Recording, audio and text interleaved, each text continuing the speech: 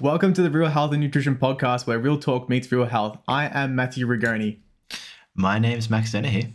We're your dietitian duo, ready to have a chat about the crazy world of health and nutrition and performance. Max, today is an interesting one. We are touching on a really great topic that I'd love to delve into with you. What are we talking about today? Mate, this is my bread and butter. This is my favorite thing. Firstly, I think the sad thing is this is our 10th podcast, right? And the sad thing is that the intro isn't even a meme anymore. At the start, we kind of made it like, this is so funny. It's so cringe that it's just a meme at this point. But now we've said it so many times, it kind of actually sounds normal, which is kind of sad, isn't it?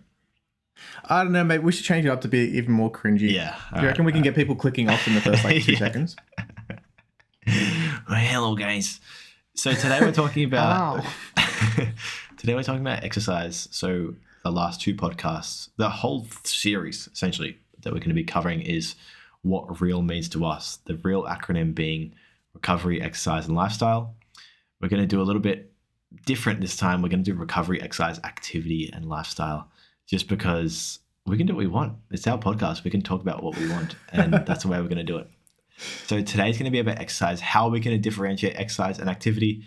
For me, the way I see it is exercise is going to be about that bodybuilding kind of thing, more specific exercise, and activity is probably going to be different, more holistic approach. Could be going for walks or trying to stay active, or what can you do from a, I don't know if holistic is the right word, but it could be a word that you could use. I think you know what I'm talking about when I say holistic. It's probably not the right word though, if that makes sense. I wouldn't really know what word to use. I think exercise has to be of a sufficient intensity for it to be classified as such. And the activity is extremely important, but it still doesn't class as exercise. And of course, everyone's exercise is different. It's like if we go for a walk, we're just casually going for a walk. It's not really a stress. But if some of the people who are listening goes for a walk, that might be an entire marathon. Like that's huge. If I lift 220 kilos for a deadlift, mate, that's beyond exercise for me. That's almost impossible. But like, I don't know, you go along with the deadlift and you lift 500 kilos just casually, which happens to be the record. And I've seen you do it multiple times already. So, I mean, that's just a casual activity piece of information. Yeah. No, it's true. It's true. Everything you said then was 100% true. So completely agree with you in that it's all going to be variable on the person. And I guess, without offending anyone, that's just the realities of how we're going to distinguish things. We are going to put walking in those types of things in the activity category. But I think let's get straight into it, Matt. I've got lots of dot points I want to talk about. Obviously, I'd love to probably going to be doing most of the talking throughout this podcast, but I think let's start off with you because I haven't even seen what you've written down. What do you want to take me through? What it is you want to talk about and all that, and we can kind of bounce off each other for a little bit. Beautiful. I think that's a great idea. So I started writing down all my dot points, and exercise as a whole is one of those really important but very complicated areas of health science.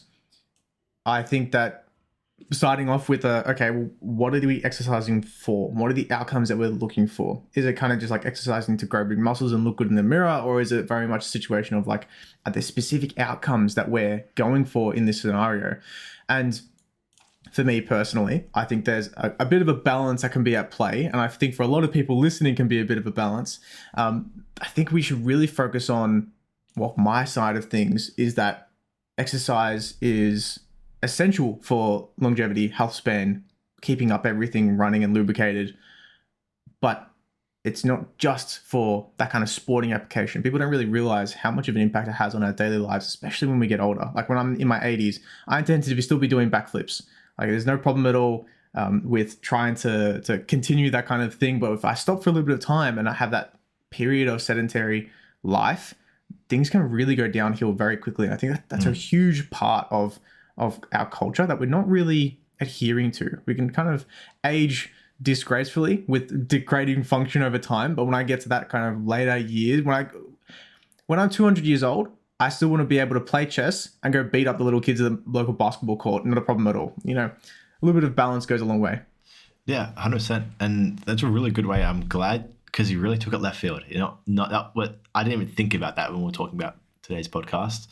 And I don't think many people, when they hear about it, are going to think about that either. So I really like where you've really gone left field on this one because, I completely agree. It's crucial. It's really, really crucial. And just point being is that I'm not sure whether these statistics or essentially what I'm about to say is up to date, because I may be completely wrong, but from the last time I checked and the last time I've heard and we've discussed, is that you're going to be losing a lot of weight, a lot of muscle after 40.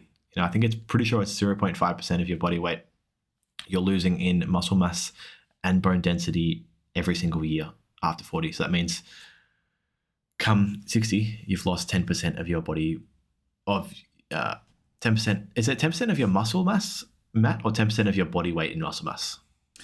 I've only said 10% of your muscle mass. Honestly, I'm not too familiar with the literature, and I'd love to explore exactly why that occurs in the first place. I think that's an interesting thing to have a chat about. Oh, look, the biggest reason, the number one reason, I haven't even read it.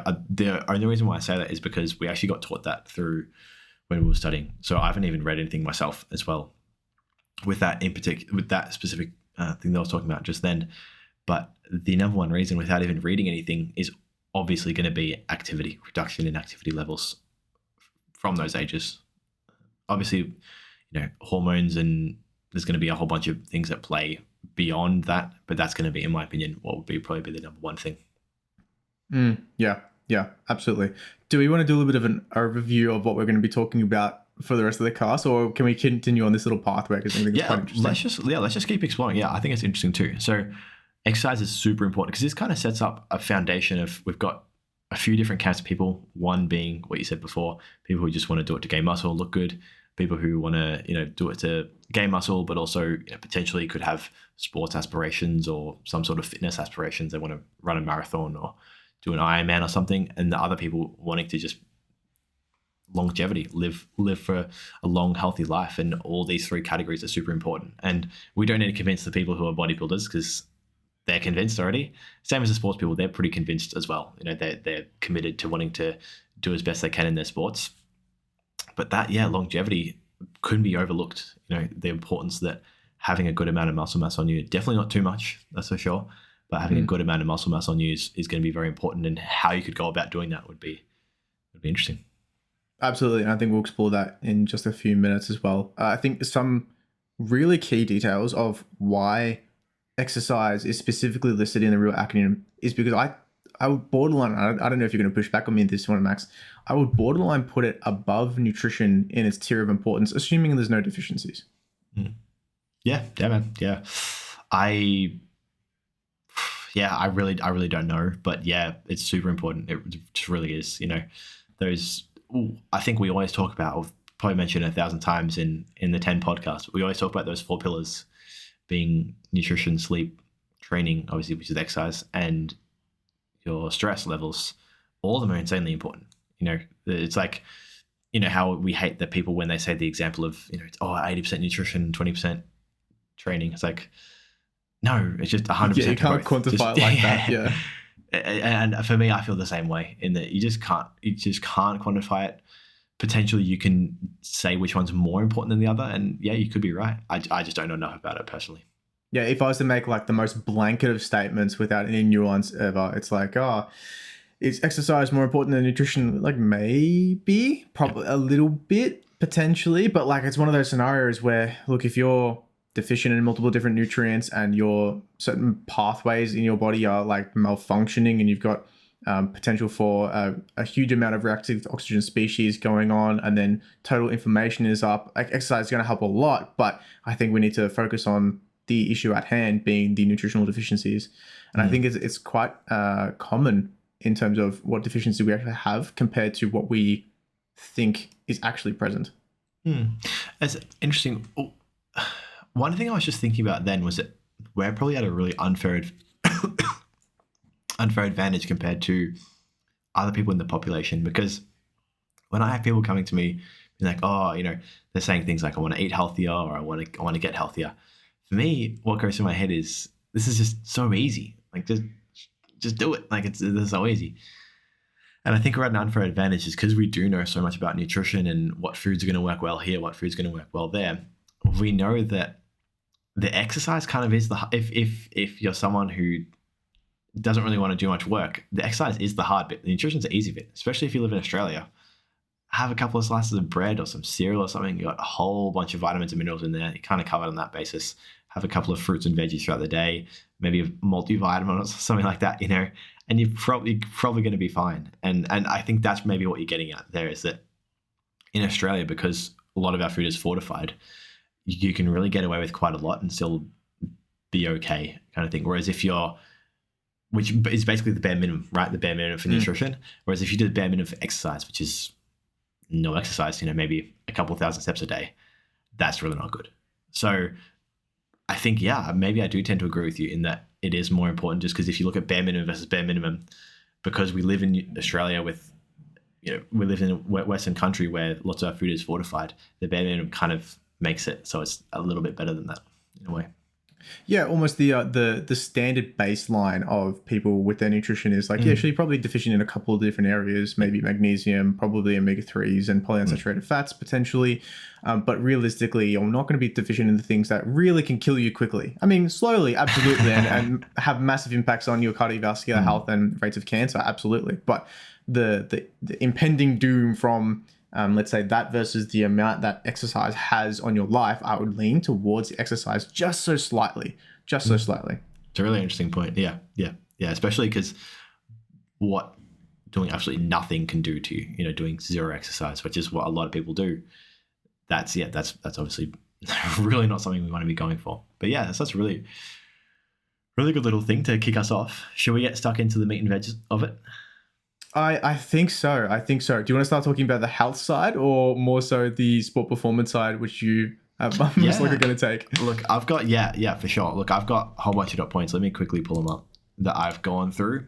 And just essentially what I could think of wasn't off the top of my head. If I'm being honest, so all these tips, probably if you're familiar with the Renaissance periodization stuff, you're going to notice a lot of influence through that.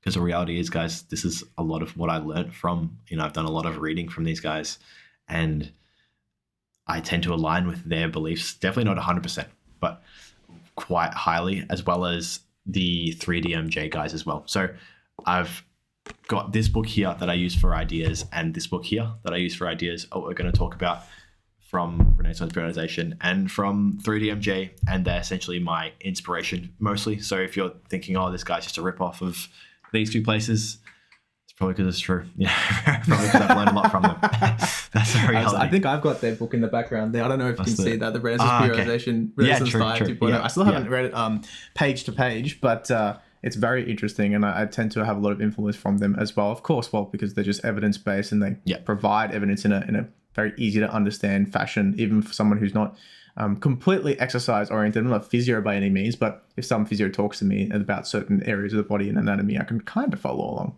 100%. Yeah. So for me, that's exactly, I really align with what they say a lot. And that's why I've read their books and had a keen interest in it. So I think let's take it away. Let me quickly get this up right now. Let's go with the first point that I had, which was essentially just talking about training in general. I want to go over some principles because the reality is we've got however long this podcast will be.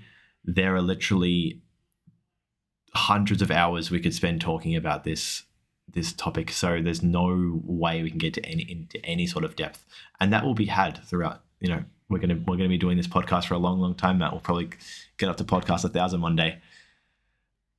We can delve into those things later down the line. But today, though, he's going to talk about some really basic principles and things you probably want to be focusing on for a really good starter on what you should be, what your main things you should be focusing on when you're training. Beautiful. Should we get into it, Matt? Should we get into it? Absolutely. Yeah, Absolutely. Cool. Easy. So let's go firstly, I like the whole idea of specificity and prioritization. So I think that's kind of first things first. You've got to make sure what you want and we're doing what we're trying to achieve, right? I shouldn't be on the piano if I'm trying to get good at the guitar. It's probably going to help. Like there's transferable skills, understand potentially like reading. I don't know anything about music, like reading notes and timing and all sort of stuff and proprioception. All that is probably going to help. But the reality is it's just not specific enough to make any significant difference. And same as like if you went to the gym and did weird like calisthenic stuff or did bouldering instead of going to the gym, it's still going to help. Like it's still going to make you more fit, more active, improve muscle mass probably to some degree, but it's just not going to do the job. So this whole point is that we're essentially training properly and we're doing the job properly for you as an individual. So setting our goals and then addressing and working out a plan to achieve those goals and working as efficiently as possible, would you say, Max?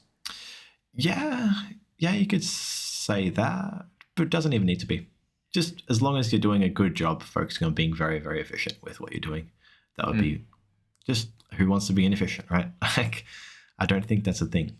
I feel like most people are like, yeah, let's be as efficient as we can. Why not? Kind of thing. So that's my first one, and that kind of goes on to the next one, which is your individualization and adherence, in the sense that the biggest one, the thing that I really liked about their 3DMJ book is kind of the theme of their business overall, which is the main thing I see from their company is adherence. When I look at their content, I see they're working with regular everyday people and they push them to the highest limit they can get them to while staying adherent and being very sustainable with everything. So they're really good at being able to measure what's the most we can push you without making you break and essentially getting you to stop or burn out or whatever it is. Would you agree with that overall? I know you're a fan of 3DMJ content overall. Yeah, Mr. Holmes is my spirit animal. Only second to Daddy Mike. So yeah, that's in my opinion, and that was the first chapter, is adherence for them. And essentially that's what it comes down to. What can you adhere to for a long period of time? If you're telling yourself, I've heard quotes from them, if you're asking yourself the question of how long can I keep this up for, or this is very difficult, I don't know, I don't see myself doing this in 10 years, there's issues, and you've got to fix that. You've got to change the way you're going about things, because the reality is you won't be able to adhere to it for a long time. And being realistic with yourself. Most people I come into contact with, they way overestimate how much they can do, and being realistic about how much you actually can do over a sustained period of time. And then obviously being individual to you. What do you actually want? What are your goals? I'm actually in a period of my training right now where my training's significantly reduced on what it used to be, just because of priorities in my life. We've obviously got a lot of work, both Matt and I, starting up this business and getting as many clients through the door as possible, which just means that things have got to go on the back burner a little bit, and training is one of those for me. So I'm not doing the crazy things in training that I was doing before. I'm not spending 2 hours in the gym every day doing everything absolutely perfect. It's much more in the sense that I go, oh, okay, do I really need to be training my rear delts twice a week for X amount of sets, for 10, 12 sets a week? Nah, I don't care about my rear delts that much. Let's, reduce that down, because individual for me and my priorities in my life, that's not where I'm prioritizing at the moment. Do I really need to be training my adductors twice a week, this amount of sets for 4 or 5 sets each per week? No, I don't. So that's what you're going to need to ask yourself. You got to ask yourself, do you want to do everything, or a little bit, or somewhere in between? Just a quick ad break. We're now currently taking clients by the link in the description or via our website. Back to it. It's almost like you could apply that exact same scenario to nutrition, and how we very much, let's say, encourage being realistic and working with your goals, and not just trying to flip everything upside down, go balls to the wall forever, because let's be honest, it doesn't really happen. The crossovers are honestly crazy. I'm going to let us get a little bit tangential here, just because I really want to talk about this. We shouldn't, because this is like the serious thing. But yeah. I was talking about it with my brother-in-law the other day about how, for me, I'm still kind of blown away by this. It's probably not even that cool, but I think we've talked about this in the past, and that there's like the pyramid for nutrition, and that at the top you got calories. Like when you're for obviously sports nutrition, at the top you got calories. In that, if you're obviously, that's the be all and end all. If you're trying to lose weight and your calories are in a surplus, you're just not going to lose body fat. That's just the reality of things, and vice versa if you're trying to gain weight. And then, underneath that, you've got things like, the amount of macros you're eating every day. And then underneath that could be like meal timing and the amount you're having of protein each meal and all sorts of stuff. Yeah. You got your whole like pyramid scheme. And not pyramid scheme, pyramid structure. I love pyramid schemes so much. That's why I said it. That's just habitual. You know, I have a burning passion for pyramid schemes, Max. I get contacted almost on the daily for your new MLMs. It's actually ridiculous. I need to delete my LinkedIn from. It's just, yeah. Sorry, please go on. And the exact same can be said for training. It's just crazy. It's just crazy how you've got pyramid for both. In that, for me, I just find it wild in that it's like, let's not focus on the things down here. If you're not even ticking this first or second or third box, why are we worrying about, oh, should I be taking 5 grams or 6 grams of creatine? Or, I forgot my fish oil tablet. I forgot my 10,000 IUs of vitamin D, or whatever crazy shit. I forgot my ashwagandha. And it's like, bro, you had 40 grams of protein yesterday. No one gives a shit about your ashwagandha. So for me, that's the thing that I really I'm just amazed by, is that there's so many crossovers, so many similarities between the two. And you just point out another one, in the sense that that's exactly how we run the nutrition recommendations as well.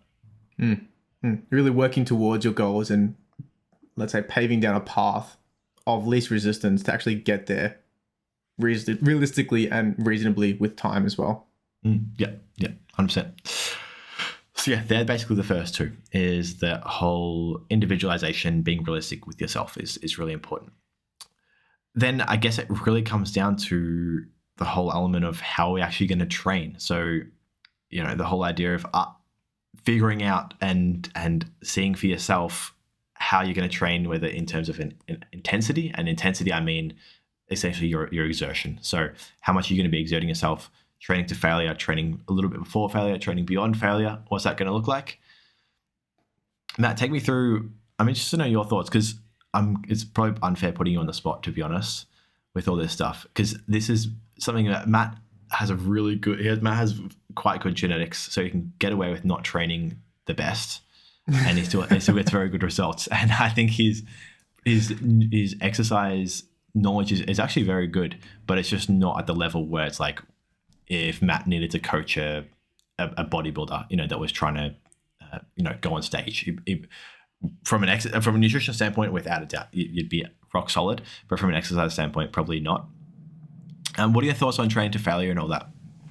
Yeah. Well said, Max. I would put myself exactly how you've mentioned it. I think that's definitely your area of expertise, and that's why we had this business in the first place. We're bouncing off each other's strengths. Mine more the medical and nutrition management, you're more the sport performance, bodybuilding, coaching. But training to failure, I think it's one of those tricky things. I think it's underrated in some instances, but I think if you're training to failure as like every single set you must train to failure, I think you're leaving a lot of room on the table for stimulus just because you're getting so fatigued. I think it really needs to be said that we need to look at our priorities and evaluate, what are we actually doing? Is that the whole point of going to gym to get sore? I mean, yeah, you're going to get very sore if you train to failure every set, no problems at all. But if the goal is to grow muscle or grow as much strength as possible, I think we need to reevaluate what's actually going on here.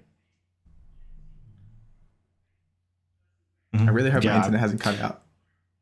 Yeah, it has a little bit, but the good thing is we're internet proof, so there's no worries at all with that one. Yes, absolutely. If anyone's curious what we mean by that, check us a comment and we can answer that. So, absolutely. But yeah, pretty much agree with everything you said. The only thing I would change would just be the wording, just because I'm going to be picky with the wording. Everything you said was 100% spot on, by the way. I completely agree. We don't want to be training to failure very often. It's definitely going to be something that's sporadic and can be on the rarer side of things. And we can probably get into that a little bit more specifically. And yeah, most of the time we're going to be spending training between, 1 to 3 R.E.A.L really overall. Now, why is not because of a stimulus thing, because training to failure actually, because you use the specific word stimulus, training to failure is very, very stimulative, extremely stimulative. But the negatives of that is that training to failure is extremely fatiguing. So when you're doing a set at 2 R.E.A.L, which would mean that for the layman, that's 2 reps in reserve, which also means 2 reps away from failure. That set is very, very stimulative, but not crazy fatiguing. And what happens is as we go to zero R.E.A.L, so as we train to failure, the stimulus does go up considerably, but the fatigue goes up crazy. So that's the big thing there, is that the fatigue is just exponentially grows and the stimulus is probably more linear, would be a best guess. Obviously, all these things are like just, I don't even know what the wording is, but they're not perfect. It's just conjecture, really, at the end of the day. But that's my best guess for it all. So yeah, that's sort of, so what we want to do from an intensity and exertion point of view from failure would probably be staying away from failure most of the time, sitting at 2, 3, 1 RER for most of our sets, and then very rarely going to failure. It could be once every 5 weeks, 6 weeks or so, just to ensure, because what we also don't want to make sure that happens is that we don't want to think we're at 2 reps in reserve, but we're actually 5 or 10 reps in reserve, because we haven't trained to failure in so long.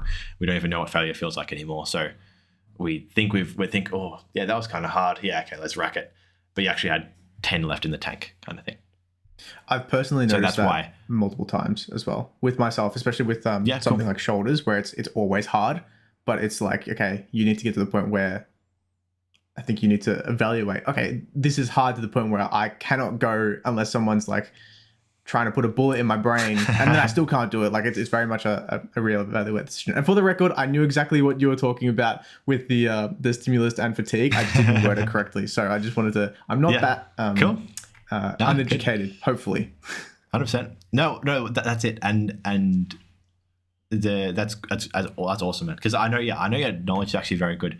I think one of the things with us, which is, look, I don't know if it's a pro or a con. I'd say it's mostly a con, but a lot of the times I'll get questions from people, could be about vitamin D, things I'm not specifically super knowledgeable in. Vitamin D is probably a good example.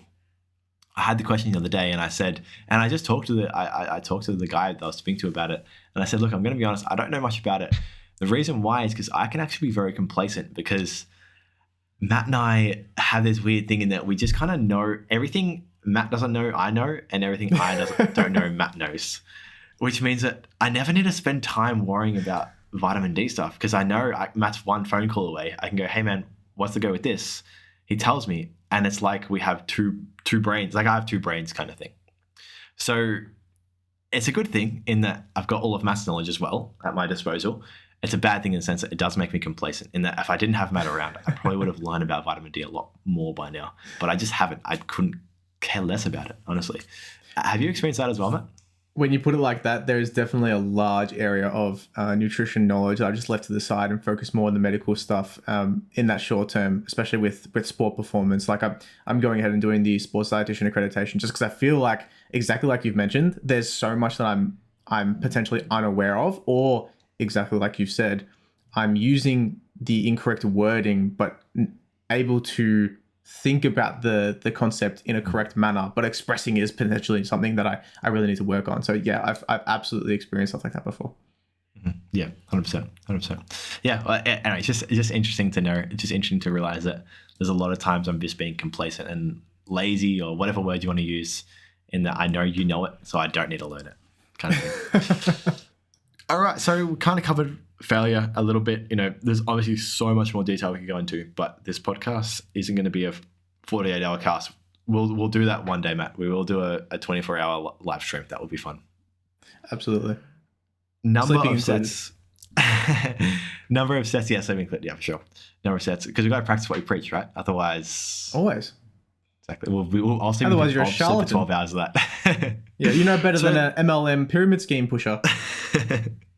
The number of sets you want to do per week is interesting. Actually, no, that's just, I'm going to go a little tangent. Would we ever do a 10,000 calorie challenge? If that came to be a trend again, would we ever do that, or would that be against our ethics? Oh. For example, just while you're thinking about it before you answer, Jeff Nippard did 10,000 calorie challenge.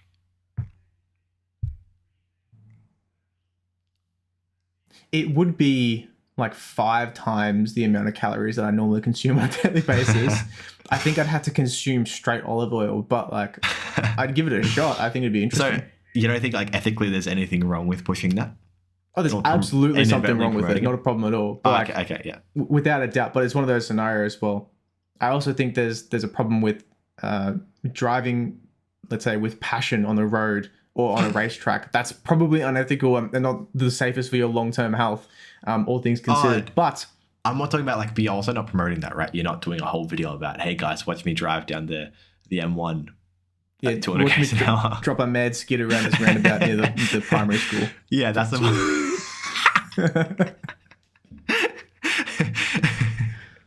Exactly that. I guess that's my point. Is that we can do what we want in our own time, but whether we're promoting on a public platforms there as an authoritative figure. Yeah. No, that's a really good point. I think just because we're focused on nutrition so much as dietitians, probably not the best idea to go down that route. I mean, I would absolutely definitely use it as a clickbait. Be like, haha, I'm not doing that. Here's why you shouldn't do that, and then like do a full video on something like that. That's kind of how the way Jeff Nipper did it. He did do it though. Okay. And he talked about it was a long time ago, but from memory, he talked about throughout the video how much fat he actually would have gained throughout the 10,000 calories. And it was a good learning, a good education video of, speaking about how NEAT's going to increase when you are in a surplus. Your NEAT's going to naturally increase, and how much his TEF is going to increase as well, because if you're eating that much more food, your TEF's going to increase wildly, and all this sort of stuff. So I end up calculating how many pounds of, because he's American, was Canadian technically, but how many pounds of fat he would have gained. And it was cool. It was cool to see that type of video. But yeah, I do think I tend to agree with you, and that's probably unethical. I think I still do it though. I think I still do it. I think as long as you come about it from the point of view of that you're not, whatever the opposite of inadvertently is, promoting it. Like obviously you're going to be inadvertently promoting it because you're doing it. Like the best way to not promote it is not do it at all. Yeah. But if you throughout the video you're explaining, why this could be bad, blah blah blah blah, that's probably, I think that's probably fine. I think if you turn it into a positive experience, yeah. We've got a bit of a tangent from exercise. We have. All right, let's go. So essentially, we're talking about number of sets is what I was about to start talking about, which was how many sets should you be doing a week. There's actually quite a lot of research on this. There was a study that came out approximately 6 months ago, I'm going to say, talking about how up to 52 sets per week was actually more beneficial than doing less than 52 sets per week. We're not going to debunk anything like that because we could. It's been debunked a lot. It really has been. Just why that study doesn't matter, why individual studies don't matter in general, and essentially how many should we be doing and looking at the overall literature, and practically anywhere between 10 to 20 sets per week is going to be a good idea. So if you're doing 5 sets of biceps on a Monday, probably another 5 sets on a Thursday or so, or 7 or 8 sets per session on a Monday and a Thursday, or you might train biceps 3 times a week at 5 sets a week or something like that. So total anywhere between 10 to 20 sets per week is going to be your ballpark figure for where you want to aim for your number of sets per week. And just so we're clear, Max, this is specifically for hypertrophy, muscle size over strength or cardio performance or anything along those lines, but that's kind of your area of your real passion. So I think that's probably where we're going to steer most of this conversation. But I think I'd love to have a chat about including those just a little bit towards the end. Yeah, 100%. Yeah, for sure. Definitely something I know less about, for sure. But yeah, more than happy to. And then the last 2 things would be, how many exercises should you be doing per session? How much volume should you doing per session? So, for example, the whole idea of junk volume, and that's quite a big topic. Something I've got some thoughts about as well, which I won't put out because it's going to be in some YouTube videos later on. But the idea of how do you define junk volume? What is junk volume? Probably any time you're doing over a certain number of sets per week would probably classify as per session would probably classify as junk volume. So that would be like anytime we're getting over probably 20 plus sets per session, you can make a good case that's pretty junky volume, because the quality of those sets is going to be really diminished just due to the systemic fatigue that you would have had after doing so many sets in a given time frame. I personally do about 200 per week just because I feel like it gets me a really good pump. Yeah, no, good call. And then the last thing. And then how often should you, there's just so many different things, man. This is crazy. But how often should you rotate your exercises is another big one. Exercises, the reality is there's the whole principle is called variation, is in the sense that you need to vary your training up. You need to change things up all the time. change up the number of sets you're doing, change up the rep ranges you're doing, whether you're training to failure or not, and the exercise itself. Exercises get stale. If you do barbell squats for the rest of your life, it will start out feeling amazing. It'll be great. And then it will just get to a point where it really peters out and you can't get the same stimulus as what you were getting when you first started. But if you change that, if you did barbell squats and then you did, leg press or hack squat or pendulum squat, and then you changed it again, did some lunges or Smith squats or leg extensions, then you're always getting a novel stimulus, a new stimulus, and it's going to just be better in so many levels, but I'm not even going to talk about any of them, I don't think. I was keen to delve a little bit because I'm quite curious on your opinions. Is that okay? Yeah, man, 100%. Beautiful. So I personally don't alternate things too much just because I'm lazy. And I like to keep things relatively consistent just because I can't bother learning how to correct my form with a new exercise and kind of delve down that route a little bit. It's just not my priority at the moment. It's very much more of a slow growth over, let's say, efficiency thing, which we'll do a video on and actually reevaluate my entire routine in the coming future. Because I think that'd be really quickly write in. Just quickly write in. While you write in, I'll have a little chat. So, really interesting thing that Matt was talking about then was him being lazy. The whole idea that he's lazy. And that's 100% fair enough. The way I'm doing things and the way I'm talking about things, all of it can be done being completely lazy once you're set up. So there's that initial setup period, which is a little bit more difficult. But once you're set up, you don't need to do any work for it all. What I mean by that, and I already know what Matt's talking about, so he doesn't need to continue asking the question, which is good. Essentially, he was asking, should you actually finish your question just for the viewers? Matt? Sure. I was going to lean towards is it actually that important? And more specifically is, why is there a reduction in stimulus from maintaining the same exercise in your routine? Yeah, sure. So let me answer the questions, then I'll go on my tangent. So is it important? Yes, absolutely. And then I'll go into why it's important in a sec.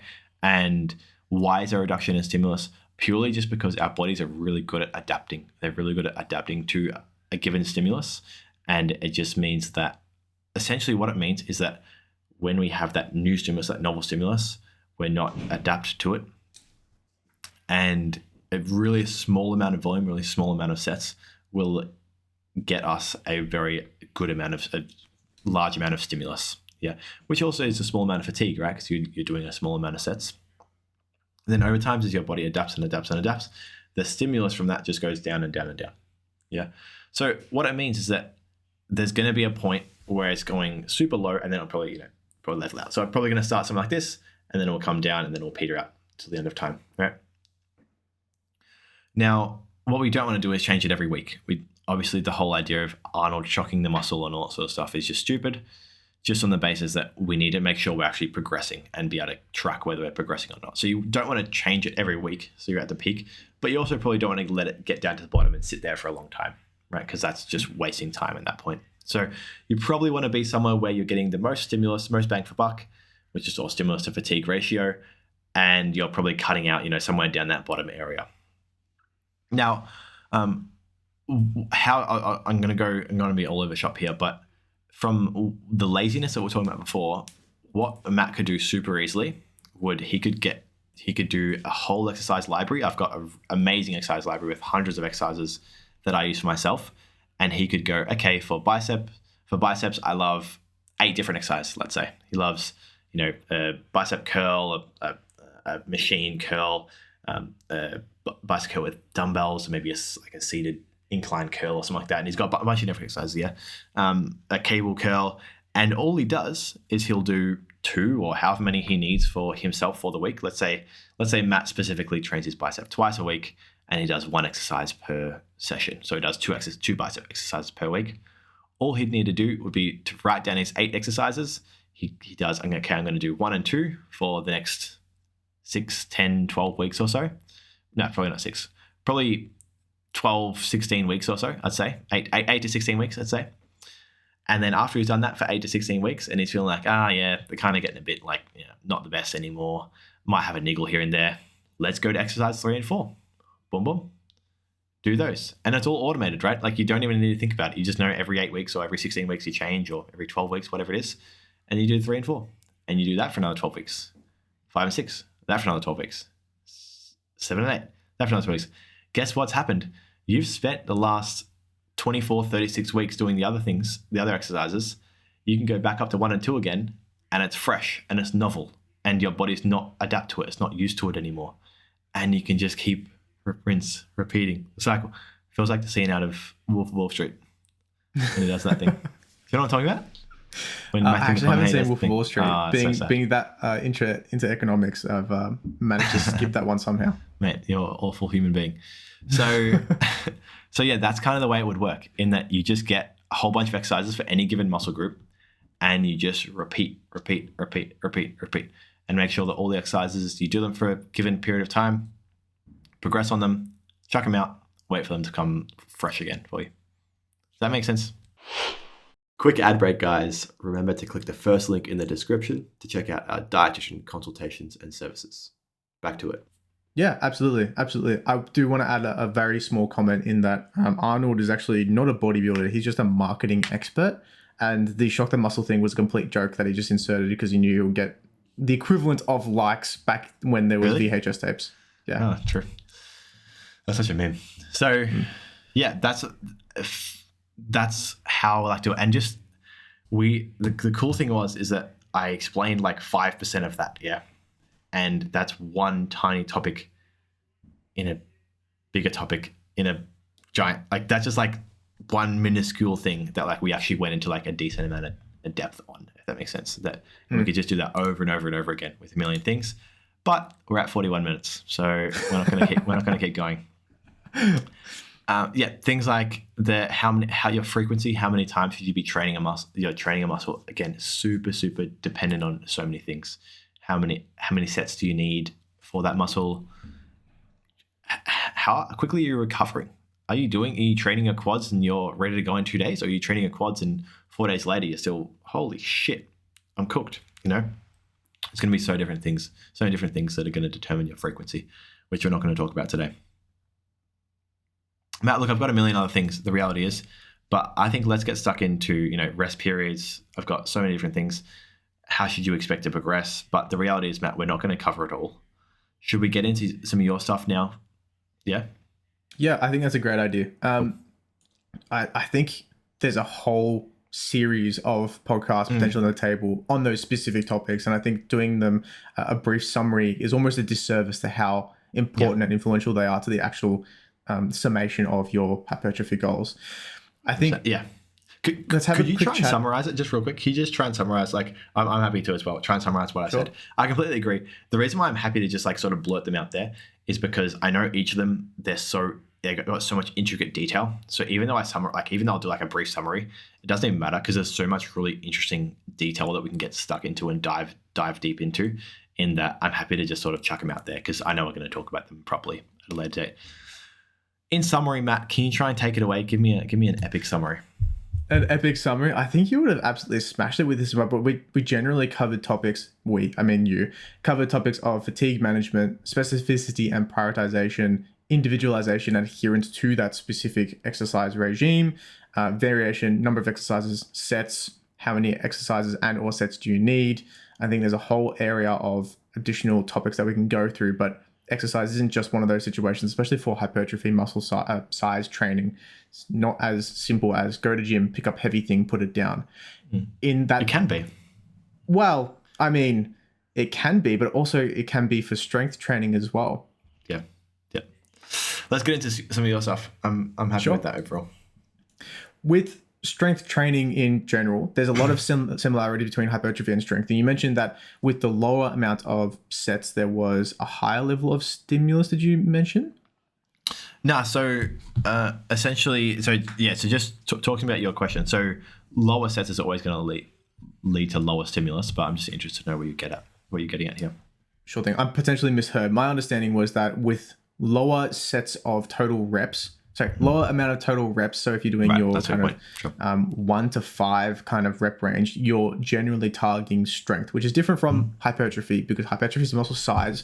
Strength, while you increase the muscle size along the way as a byproduct, you're really focusing on potentially the more neurological adaptations, your body's ability to actually use the muscles that are on your frame, which is kind of different towards that kind of hypertrophy muscle size training that we go for. There's definitely an overlap, but I think the more you get advanced and the more time you spent in either or camp of training, the more you specialize in terms of, okay, well, I really, that's my priority. I want to do hypertrophy, or I want to do strength training. Or you could be like me, and you're like, I like both. I like fucking around and being in the middle sometimes, and being able to work around and kind of balance both in terms of a lovely little salad of exercises.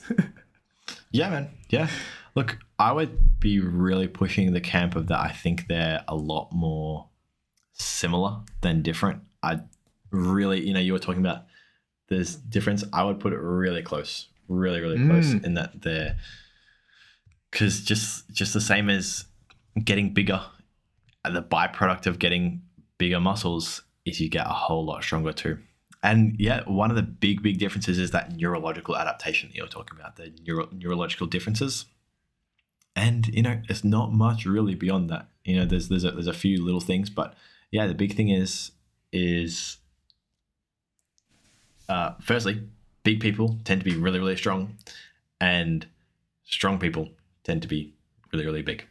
It kind of just really, they really do go hand in hand. Obviously, there's going to be nuances, differences here and there, but overall, I don't know a ton about strength training. I know like a little bit, of course, but yeah, everything you said was pretty spot on overall, and I would just really be pushing towards that. I reckon my gut feel is that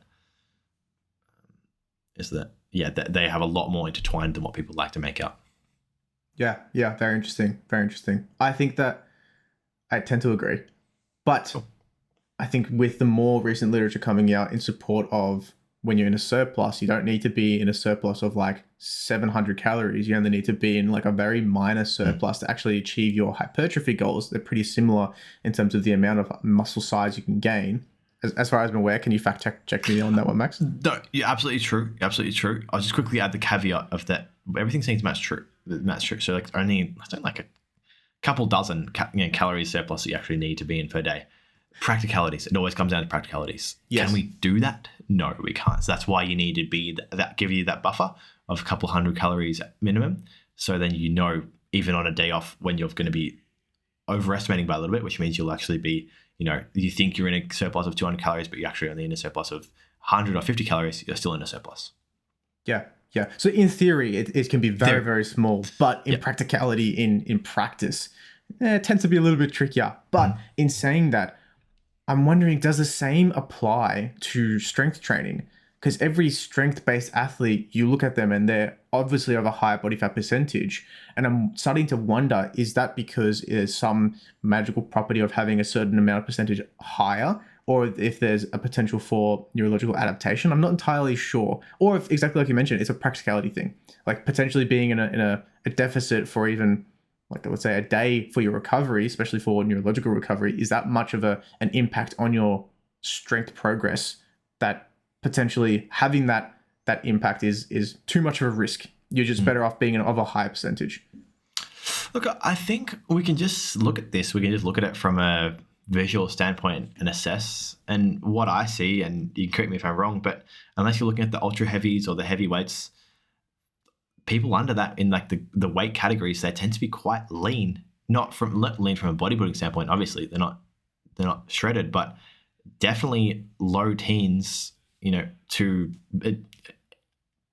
10 to low teens percentage is what I see most of the time. Really quite lean people overall.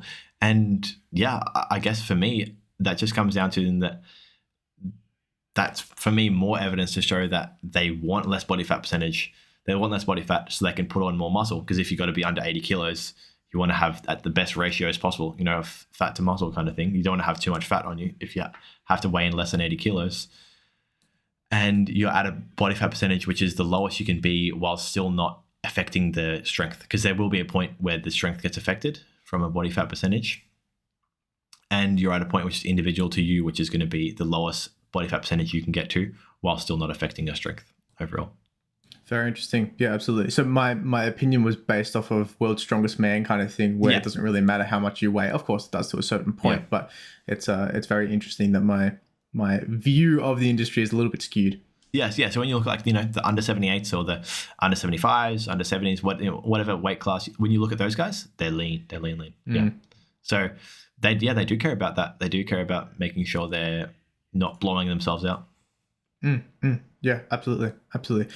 Touching on cardio.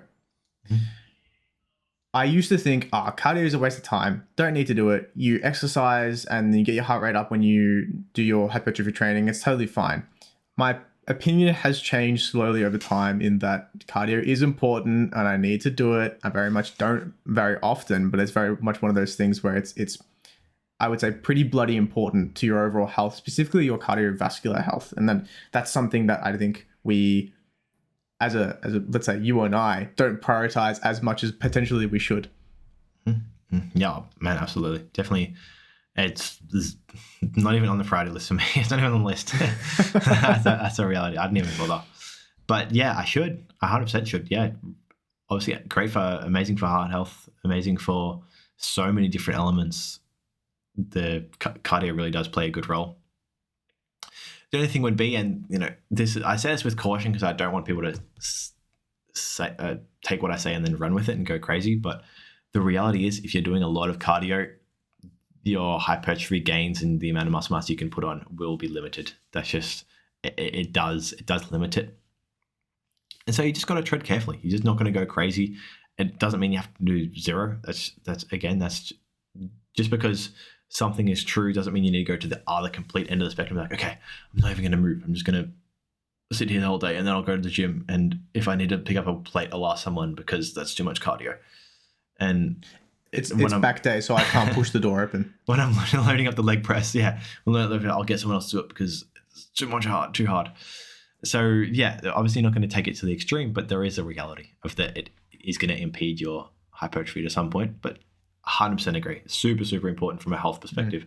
And there are really good arguments you can make from a bodybuilding perspective of why cardio would be really important from an optimal bodybuilding perspective. But we're not going to go into those today because we've got way too much nuance. Yes, yeah, absolutely.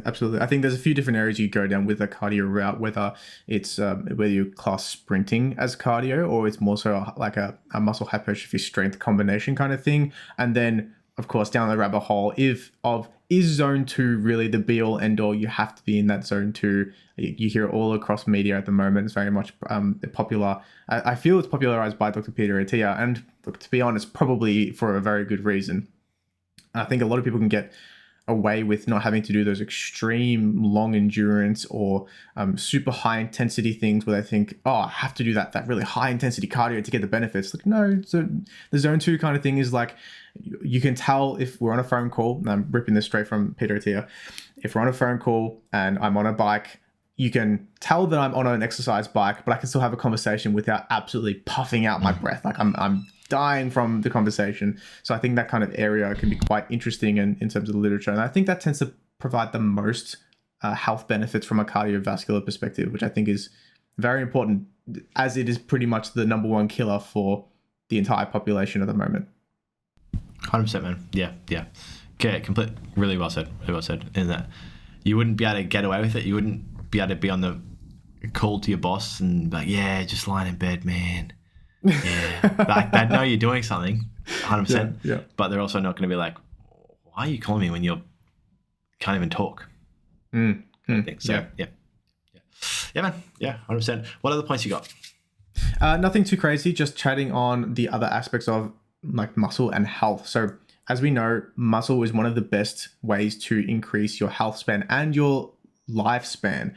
Very much a situation of, and I had this conversation with a client recently, we need to reevaluate what our priorities are, because if we have another fall or another injury or something along those lines, there's potential for an inability to recover back to the point where we were, and even a further decline in our function and our capacity. So really ensuring that we're keeping that baseline of muscle, and everyone has muscle, even if you don't think you do, but ensuring that we can maintain that for as long as possible is extremely important. As we all know, once you become majority sedentary, health outcomes don't look very good.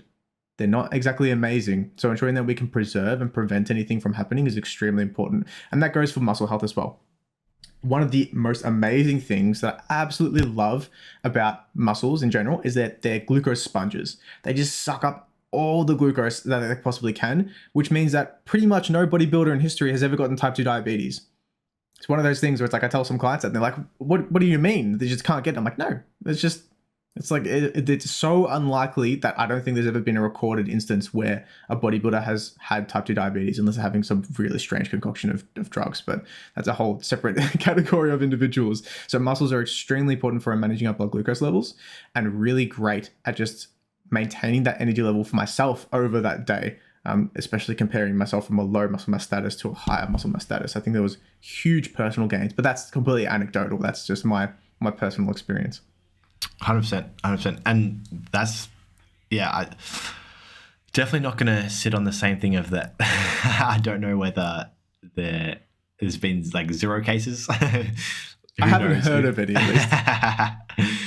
But yeah, no, I completely understand exactly where you're coming from. And yeah, I completely agree in that it really is incredible. And I think that was really well said.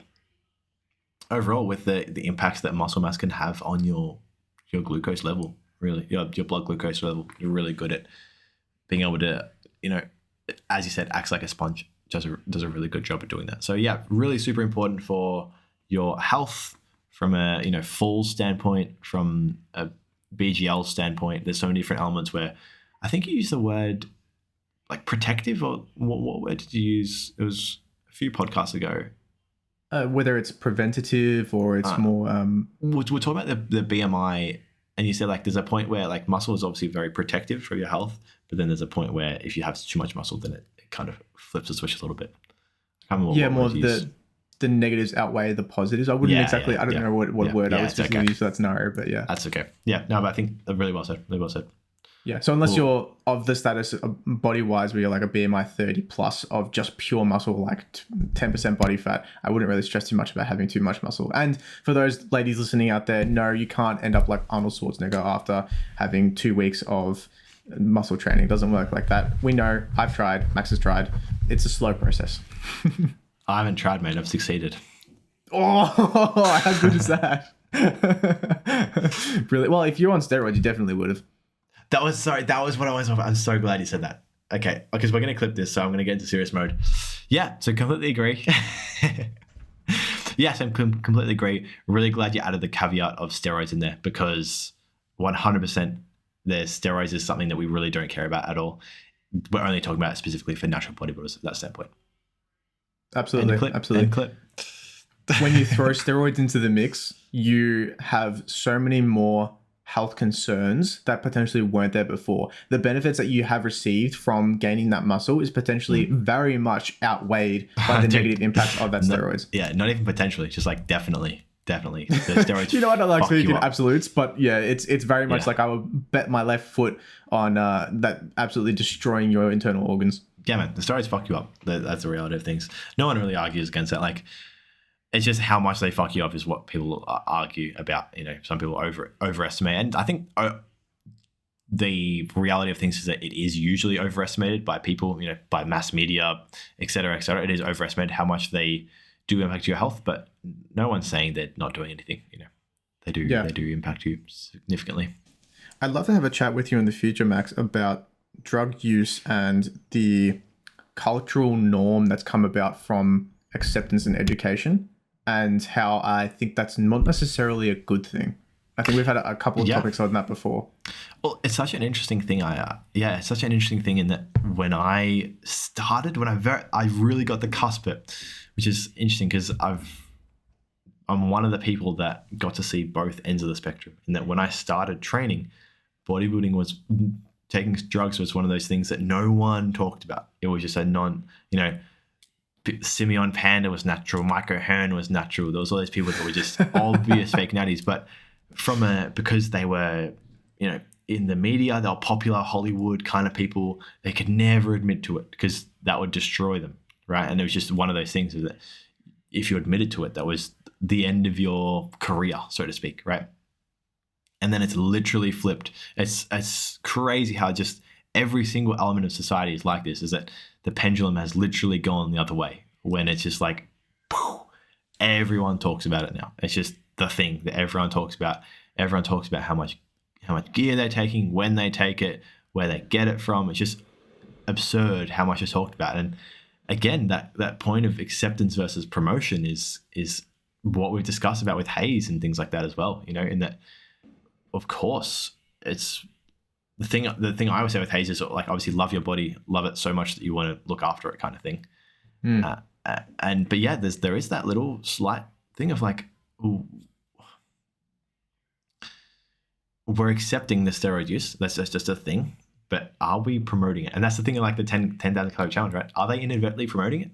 I don't know. If you make a video about how bad steroids use is, if you're someone who takes steroids, in like More Plates, More Dates is a really good example, right? He takes steroids. He talks about steroids. That's his channel. He also makes really good videos about how bad steroids are for your health. Yeah. But his net positive effect is he's probably promoted steroids to a lot of people. And like, you know, that's up to him. Like, he can do what he wants. I'm not going to comment on what I think about it. Like, actually, no, well, I think it's probably fine. Like, whatever. He can do what he wants. I don't really care. But it is such an interesting thing to think about. In that, like, would it be better to live in a world where everyone just claims fake natural, so that like the young impressionable kids coming up think like, oh yeah, I could look like that one day, and they never take steroids because they think they'll look like that, and then once they realize when they're 25 or so, they're never going to actually look like that. They're too old to start taking them, and they go, oh man, like I'm happy with how I look anyway, whatever. Rather than taking them at 16, it's such an interesting thing to delve in. Let's have a little play scenario. So you've got one world where Micah Hearn is very much not using steroids in the slightest. He's just normal Micah Hearn, very natural, never touched an anabolic piece of substance ever in his entire life. Or a duck egg. Everyone, yeah, of course. Duck eggs, I would absolutely swallow this whole. In that world, very much fake natties abundant. Majority of the fake natties, let's say, have shortened lifespans. They have heart attacks maybe 25 years earlier than they should. In another world, you've got, let's say, semi-promotion of your steroids to a much wider audience. There's potential for young individuals, exactly like you mentioned, there's 18-year-olds who haven't even finished developing and haven't even reached, like, I know it doesn't exist, but like the peak of their muscle building journey. And then the massive amount of total lives and years lost from that. I think that sticking your head in the sand and having everyone being fat natties is almost better. Yeah. I'm definitely from a total years lost position. It's one of those, you pull the lever for the train going one way versus the other way, that kind of experiment. It's interesting. I think for me, I prefer being open and honest, just because I feel like giving people more information and education is probably usually a better thing. One of the really good arguments you could use against what you said, because what you're saying is perfectly fine. I really see where you're coming from 100%. I understand where you're coming from. One of the interesting things to think about would be how many people, when rewind 10 years ago, when it wasn't promoted at all, how many people were doing really, really dumb, fucked up things with their steroids? Taking insane amounts, taking dumb things that didn't combine well together that made it really unhealthy for you, or doing things that were just crazy. That could have been a lot, which is really, really fucking up their health. Whereas there's probably more people now doing it a lot smarter. They're taking really much smaller doses because there's a lot of information out there to show that you don't need to have massive doses to see good results, and having massive doses aren't even going to improve the results that much anyway. And a bunch of different things, right? So yes, it's obviously all hypotheticals, but I feel like there would have been a lot of people who were taking really stupid amounts of steroids purely because there was nowhere to access it, nowhere to find information about it for. And that I'm someone who wants to take steroids. I'm just that way inclined. It's my personality. That's what my calling is. My personality is steroids. I am Tren. But there's no information. And I'm someone who just wants to start taking shit. There's no information. So I'm just going to take a fuck ton because why not? So there's that argument too. Yeah, very interesting. I think I'm